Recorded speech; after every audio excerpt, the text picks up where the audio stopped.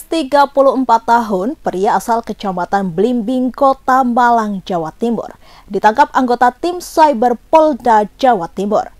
Penyebabnya, AAS mengelola 280 website bermuatan video asusila berbayar sejak tahun 2020 silam. Dari ratusan website tersebut, terdapat sekitar 26.000 konten video asusila dan sekitar 3.000 video diantaranya video asusila anak-anak. Kamis 6 Juni 2024, Direktur Ditreskrimsus Polda Jawa Timur, Kombes Pol Lutfi Sulistiawan mengatakan, tersangka memperoleh keuntungan dari kemunculan iklan pop-up dari setiap halaman website yang diklik oleh pengunjung. Kalkulasinya setiap sekali kemunculan iklan pop-up, tersangka memperoleh keuntungan $0,7. Tercatat, jumlah kunjungan website mencapai sekitar 141 juta orang. Lalu, khusus kunjungan tiap halaman telah terbuka sebanyak 5 miliar kali jumlah klik pengunjung. Saat dihitung secara gebiah-uyah, kurun waktu sebulan tersangka dapat memperoleh keuntungan total sekitar 96 hingga 100 juta rupiah. Keuntungan yang didapat tersangka berupa mata uang digital kripto dengan mekanisme pencairan melalui PayPal. Kemudian, Kasubdit 5 Cybercrime Ditreskrimsus Polda Jawa Timur, AKBP Charles P. Tampu Bolon mengatakan, tersangka membangun dan mengelola 280 website tersebut seorang diri. Tersangka diketahui secara autodidak mempelajari bahasa pemrograman untuk membangun website atau hal ihwal sekitar teknologi informasi dan semacamnya. Disinggung mengenai asal-muasal video asusila yang ditampilkan oleh tersangka dalam ratusan website tersebut, Charles mengungkapkan tersangka memperoleh pasukan video tersebut dengan berbagai cara. Entah itu secara manual atau berbasis komputerisasi jaringan, seperti menggandakan file dari flash disk dan VCD asusila yang diperolehnya. Adapun mengunduh melalui dari website asusila lainnya yang terlebih dulu eksis. Namun tersangka tidak pernah memproduksi secara khusus konten video yang dijualnya melalui website tersebut. Sementara itu, tersangka AAS mengakui dirinya terdesak karena kebutuhan biaya hidup dengan cara mengelola website tersebut. Kemudian, dia memperoleh semua pasokan video asusila itu melalui situs gelap sekaligus belajar bahasa pemrograman. Soal banyak konten video asusila melibatkan figur anak-anak, tersangka AAS mengaku tidak pernah secara spesifik untuk mengelola konten asusila jenis tersebut, melainkan ia sebatas mengambil atau mengunduh semua konten video asusila yang dirasa menarik untuk menggait pengunjung website. Sosok anggota DPR Republik Indonesia Anissa Djako-Bagah jadi sorotan setelah mengkritik keras Menteri Pendidikan, Kebudayaan, Riset, dan Teknologi Nadiem Makarim. Anita berkali-kali meminta agar KPK atau Komisi Pemberantasan Korupsi segera memeriksa jajaran Kemendikbudristek. Pasalnya, Anita Djako-Bagah menilai banyak kejanggalan terjadi di kementerian tersebut. Anggota DPR Republik Indonesia Daerah Pemilihan Nusa Tenggara Timur II kesal dengan pengelolaan anggaran oleh Kemendikbud. Sebab, banyak realisasi anggaran yang tak sampai kepada penerima atau peruntukannya di daerah. Apalagi masukan dari anggota dewan terkait program dan realisasinya setiap rapat kerja seolah tak pernah didengar oleh Kemendikbud. Dia lantas membeberkan permasalahan anggaran dan program yang diinisiasi Kemendikbud di dapilnya. Mulai dari tunjangan guru sampai 17 bangunan sekolah di Kupang yang pembangunannya berhenti padahal sudah dianggarkan sejak 2021. Anita juga menyinggung persoalan pendidikan di daerah tertinggal, terdepan, dan terluar atau 3T yang disebut tidak juga terselesaikan. Akses terhadap pendidikan masih sulit, tetapi Kemendikbud hanya memikirkan akses internet untuk pelajar di luar daerah 3T. Dia juga menyinggung persoalan realisasi anggaran dari program Indonesia Pintar, Kartu Indonesia Pintar, dan Dana BOS. Menurut Anita, banyak penerima yang masuk dalam data tetapi tak pernah menerima hak mereka. Oleh karena itu, Anita sampai 2 kali meminta agar pimpinan Komisi 10 DPR memberikan rekomendasi kepada KPK untuk memeriksa anggaran di Kemendikbud. Dia juga meminta agar anggaran kementerian yang dipegang Nadiem Makarim tidak ditambah pada 2025.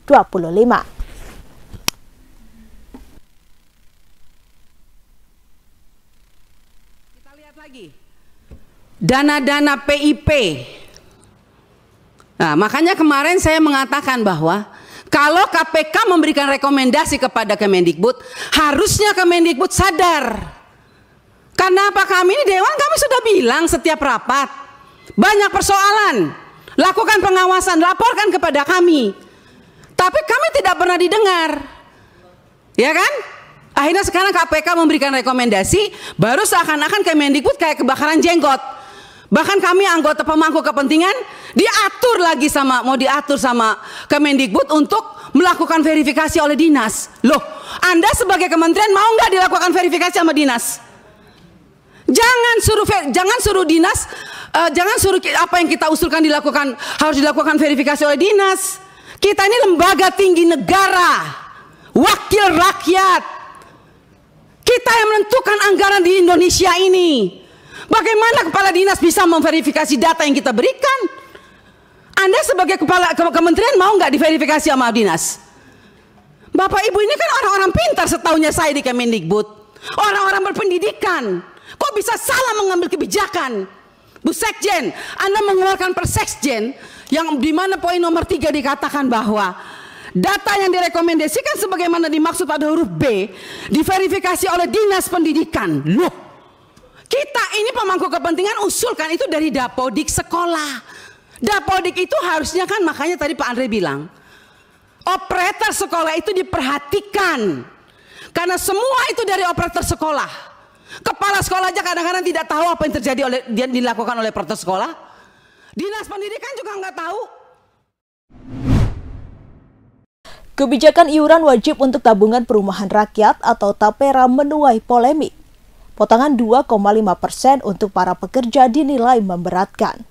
Pada Kamis 6 Juni 2024, Menteri PUPR Basuki Hadimuljono dan Menteri Keuangan Sri Mulyani sepakat untuk melakukan penundaan kebijakan potongan gaji pekerja untuk tabungan perumahan rakyat atau TAPERA.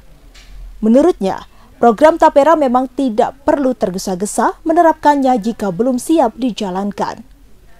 Ia menyebut pemerintah sudah menyusun aturan soal TAPERA sejak tahun 2016. Kemudian, bersama Sri Mulyani, Basuki melakukan pengecekan kredibilitas hingga akhirnya pemungutan iuran diundur hingga 2027. Sehingga, Basuki mengaku setuju jika DPR atau MPR mengusulkan iuran TAPERA diundur. Sebab, program TAPERA menurutnya harus melihat kesiapan masyarakat. Diberitakan sebelumnya, anggota Komisi 5 DPR Republik Indonesia fraksi PDIP Irin Yusiana Roba Putri melontarkan kritik pedas terkait potong gaji karyawan untuk iuran TAPERA. Dia menegaskan bahwa subsidi itu kewajiban warga negara, bukan sesama warga negara. Hizbullah kembali melancarkan serangan operasi di situs dan markas pasukan pertahanan Israel atau IDF. Serangan itu menggunakan roket Falak 1 yang berhasil menembaki pesawat tempur tentara Zionis. Akibat serangan itu, dilaporkan tentara IDF tewas berguguran. Dikutip dari Al-Mayadin.net, serangan itu diumumkan Hizbullah pada Kamis 6 Juni 2024. Dalam sebuah pernyataan, Hizbullah mengonfirmasi bahwa pejuangnya menembaki markas besar Divisi 91 Israel. Adapun markas besar itu berada di Barak Birain. Roket Falak 1 ini Hizbullah dipastikan berhasil menghancurkan markas besar IDF beserta tentara di dalamnya. Hizbullah mengklaim pejuangnya berhasil menyerang dan menghancurkan peralatan spionis Israel di Al-Rahib. Di saat yang bersamaan, Hizbullah juga bakar spionis Israel yang berada di Metula. Tak hanya itu, Hizbullah meluncurkan rudal anti-udara ke pesawat tempur IDF yang melanggar wilayah udara Lebanon. Pasalnya, pesawat tempur IDF hendak meneror anak-anak sehingga Hizbullah memaksa pesawat tersebut mundur keluar perbatasan. Suami Bunga Citra Lestari alias BCL, Tiko Aryawardana, dilaporkan mantan istrinya, Arina Winarto, ke polisi atas dugaan penggelapan uang sebesar 6,9 miliar rupiah. Laporan Arina Winarto terhadap Tiko Aryawardana terdaftar di Polres Metro Jakarta Selatan sejak 2022 kini sudah berjalan. Kasus tersebut sudah naik penyidikan. Terkait hal itu, kuasa hukum Arina Winarto bernama Leo Siregar mengungkap perasaan kliennya. Dikutip dari Tribun Seleb pada Kamis 6 Juni 2024, Leo Siregar mengatakan bahwa Arina biasa saja menanggapi kasusnya yang sudah berjalan. Bahkan menurut Leo, Arina Winarto tetap menjalani aktivitas seperti biasa. Leo Siregar menyebut Arina Winarto menyerahkan sepenuhnya kepada dirinya. Di samping itu, Leo mengaku belum tahu jadwal kliennya akan dipanggil oleh polisi. Diberitakan sebelumnya, Tiko Aryawardana akan kembali menjalani pemeriksaan atas kasus dugaan penggelapan uang sebesar 6,9 miliar rupiah. Kasat Reskrim Polres Metro Jakarta Selatan, AKBP Bintoro mengatakan Tiko sendiri sudah diperiksa saat kasus masih dalam tahap penyelidikan. Dalam waktu dekat, suami Becel itu akan menjalani pemeriksaan lanjutan lantaran kasus naik ke tahap penyidikan. Dengan tetap menempatkan Tiko sebagai saksi pelapor dalam kasus yang dilaporkan Arina Winarto. AKBP Bintoro melanjutkan, pihaknya sudah memeriksa 5 saksi terkait kasus dugaan penggelapan yang menyeret nama Tiko Aryawardana. Selain itu, polisi juga sudah mendapat keterangan tambahan terkait kasus tersebut. Saat ini, kata Bintoro, pihaknya masih terus mengusut kasus tersebut. Ia juga meminta publik menunggu perkembangan kasus tersebut.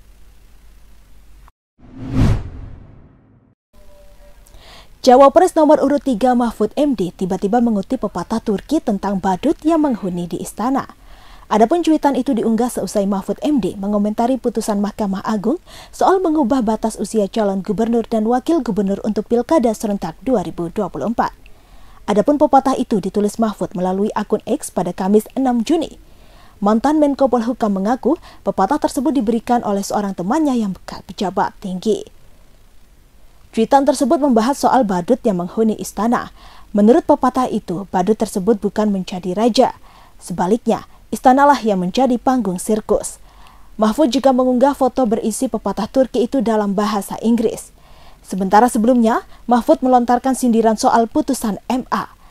Menurut Mahfud, putusan tersebut cacat hukum hingga membuatnya mual. Oleh karena itu, Mahfud MD mengaku sudah bingung mencari cara memperbaiki tata negara yang menurutnya sudah terlanjur rusak. Mahfud menyebut kebusukan-kebusukan yang saat ini terjadi dibiarkan saja hingga runtuh sendirinya. Ia juga mengaku tak lagi percaya dengan pernyataan yang disampaikan Presiden Joko Widodo, terutama soal ketidaksetujuan Kaisang Pangarep maju di Pilkada 2024. Pasalnya, Jokowi sempat tak setuju saat Gibran Rakabuming Raka maju Pilpres 2024. Namun kenyataannya Gibran menjadi cawapres Prabowo dan memenangkan kontestasi Pilpres. Download Tribun X sekarang, menghadirkan lokal menjadi Indonesia.